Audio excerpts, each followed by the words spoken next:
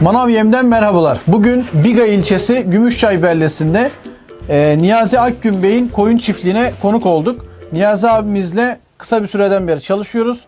Burada 1 aylık, 2 aylık ve 3 aylık kuzular var. Yine burada 15 tane kuzu tartacağız. 1 aylıklardan 5 tane, 2 aylıklardan 5 tane, 3 aylıklardan 5 tane.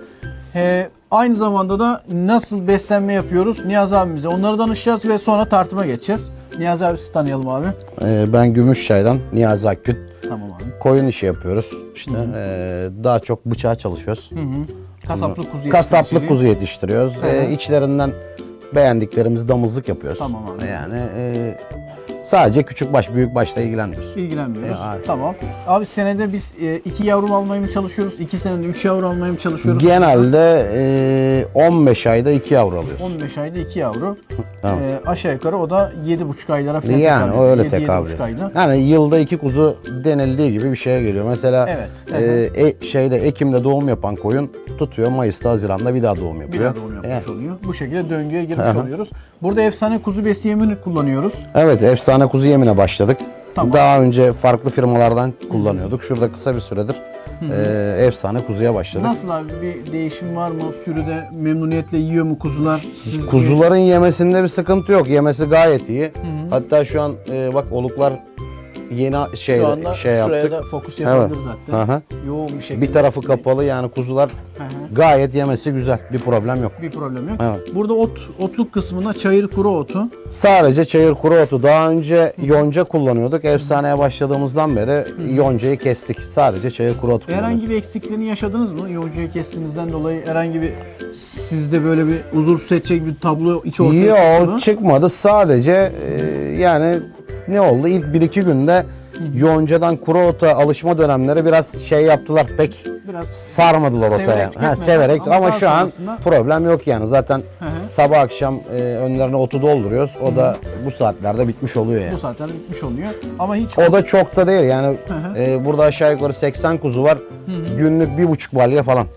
Ama hiç önleri boş kalmıyor değil mi? Yok almıyor. Yem de ot da serbest. Yem hiç şey olmuyor da yani eksik olmuyor. Su serbest, kaya tuzu serbest. Evet, kaya tuzu serbest. Bu şekilde bir bakımımız söz konusu. Burada ağırlıklı ırk olarak ne bakıyoruz abi? Anneleri bunların, babaları nelerdir? Bunların anneleri ağırlıklı olarak kıvırcık. Fakat şey yaptık. 2 adet ille de Fransız koç attık. Bir tane merinos attık. Bir de yine bir kıvırcık attık. Normal kendi annelerinin soyundan kıvırcık attık. Yani karışık bir ırk. Merinos, ille Fransız.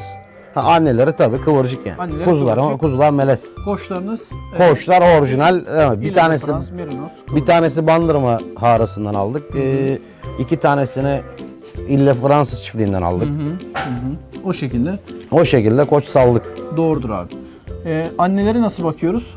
Annelere genelde yem karmayla yemliyoruz. Yem karmayla. Yem karma, ayçiçeği küspesi, mısır, arpa.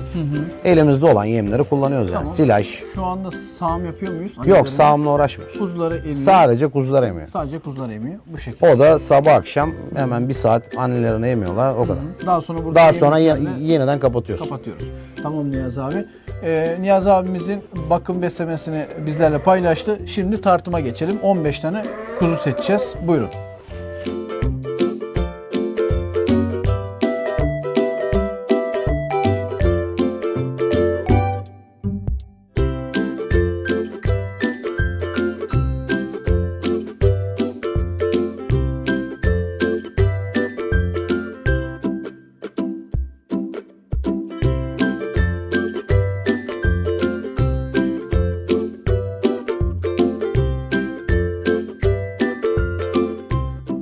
Şu anda birinci tartımlarımızı tamamladık.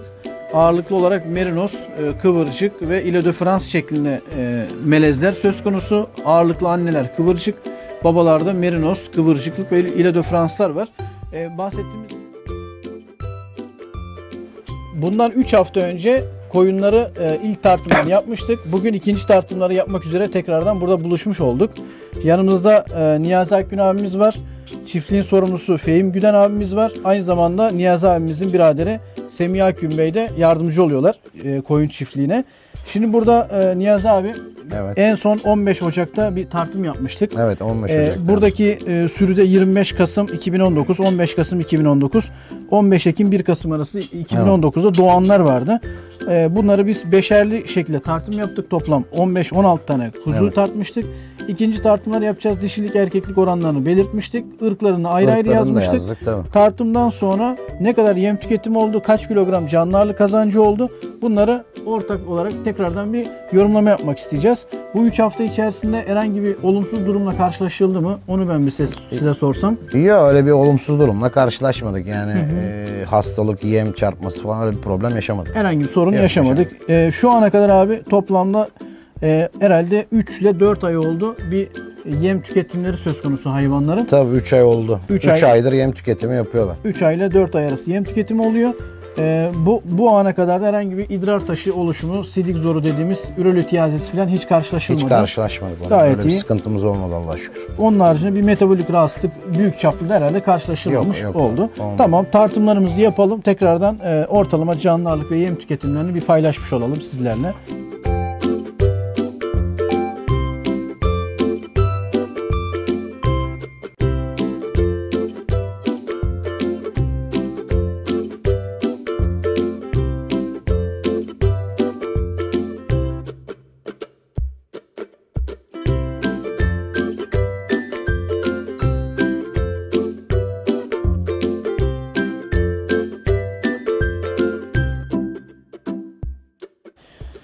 Şimdi Niyazi Bey ile tartımlarımızı gerçekleştirdik. İkinci tartımları ortalama üste yazdık.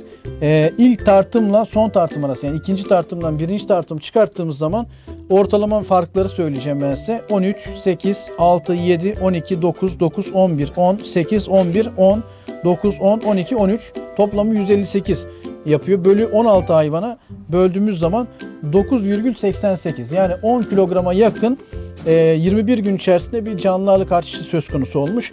9,88'i 21'e böldüğümüz zaman 470 gram bu 3 hafta içerisinde ortalama günlük canlı ağırlık artışı gerçekleşmiş. Bu sürüde yarı yarıya dişi ile erkek var. Onu kabul edebiliriz. Ekranda da zaten sizinle detaylı raporumuzu paylaşacağız. Irk olarak da Niyazi abi zaten anne kısmı ağırlıklı kıvırcıktı. Kıvırcık. Baba kısmı da Merinos, Karacabey ve Bandırma olmak üzere bir de Evet. Ile de France'lar vardı. İlle Frans koçlarımız var. O şekilde. Şimdi bu hayvanlar toplamda ilk etapta bir 12,5 kilogram farklı bir marka yem tüketmişler. Tabii. Sonrasında efsane kuzu besi yemiyle beslemeye başladık. 45 kilogram da efsane yemişler. Toplamda 12,5 kilogram farklı bir marka, 45 kilogram bizim yem, 57,5 kilogram yem tüketimi söz konusu.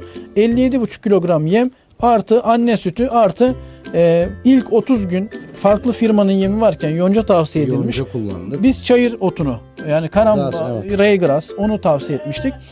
Toplamda da mesela yonca artı çayır otu 15 ile 20 kilogram arası bir tüketim söz konusu kaba yem olarak.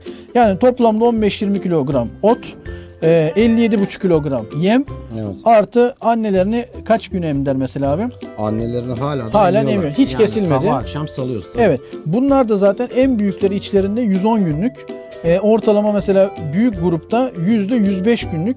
Onların mesela üst üste koyduğumuz zaman 50 kilogram, 100 günde 50 kilogram, yani %105 günlük bantta 50 kilogram canlı ağırlık var.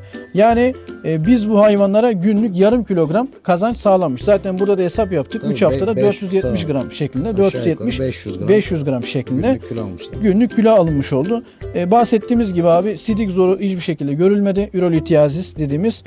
Ondan sonra altlık kısmı gayet kuru, havalandırma yeterli. Bu şekilde bir bakım besleme yapmış olduk.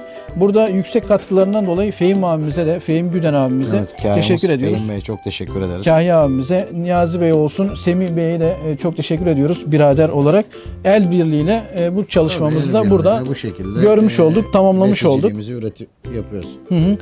Bu işten abi kazançlı olacağınızı düşünüyor musunuz? Tavsiye eder misiniz? Ne söylemek istersiniz abi diğer Tabii, üreticilerimize? Diğer üreticilere tavsiye edeceğimiz şey küçük baş besicilikte yani büyük başa göre daha karlı olduğunu düşünüyoruz ve uzun yıllardır da yaptığımız için büyük başa göre daha karlı olduğunu düşünüyoruz. Şu an kuzu fiyatları biraz daha arttı. yani daha sık üreyen bir hayvan olduğu için daha karlı olduğunu düşünerek bunu yapıyoruz. He, Küçük başı. Biz burada abi yılda yani 2 yılda 3 defa yavrulatma üstüne miydi sistemimiz? Nasıl bir süreç vardı? Genellemede 15 ayda 2 yavru alıyoruz. 15 ayda 2 yavru, Tabii. 7,5 aya tekabül ediyor. Yani Tamam. 7,5-8 ayda bir yavrulatmaya tekabül etmiş oluyor. Bu konuda da abi diğer üreticilerimize küçükbaş hayvancılık tavsiye ediyorsunuz. Evet. Efsane kuzu besi yemi hakkında ne düşünüyorsunuz abi? Efsane kuzu besiyi ilk başlarda kullanmadık. Daha sonra kullandığımızda zaten farkını gördük. Günde yaklaşık 500 gram civarında kuzularımız kilo aldı. Memnunuz. Buradan diğer üretici arkadaşlara da tavsiye ederim. Gayet memnunuz. Doğrudur. Daha ekstra arpa, mısır gibi hiçbir şey kullanmadık. Sadece kullandığımız efsane kuzu yemi ve sadece çayır otu. Çayır otu, su serbest. Yemelerinde gayet güzel. Yemelerde problem yok. Otomatik olduklara Otomatik herhangi olduklarda bir zaten görüldüğü gibi görüldüğü, tozlanma falan da hiçbir şey yok. şikayetiniz Aha. yoktur. Doğrudur abi. Tamam. Gayet memnunuz. Devam edeceğiz. İnşallah. Bir sonraki partide de beraber Tabii inşallah. inşallah bir sonraki partide de yeniden kiloları günü geldiğinde tartıp değerlendirmelerimizi yapacağız. Doğrudur. Niyazi abimize çok teşekkür ediyoruz. Fehim abimize, Semih Akgün beyefendiye. Buradaki işte sonuçları ekranda sizinle de paylaşmış olacağız. Sizler de detaylı bir şekilde inceleyebilirsiniz. Herhangi bir sorunuz olduğu zaman da fabrika olarak biz her zaman telefonlarımız açık. Sorularınıza cevap verebiliriz. Teknik anlamda elimizden gelen yardımı vermeye çalışırız. Kanalımıza abone olmayı, videolarımızı beğenmeyi ve yorum yapmayı lütfen unutmayın.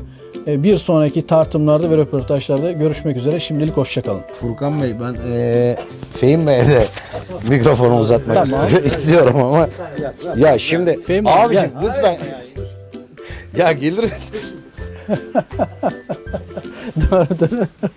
Ya 2 laf söyleyecektin. Ya iki kelime söyleyecektir abi ya. Hiç değil mi?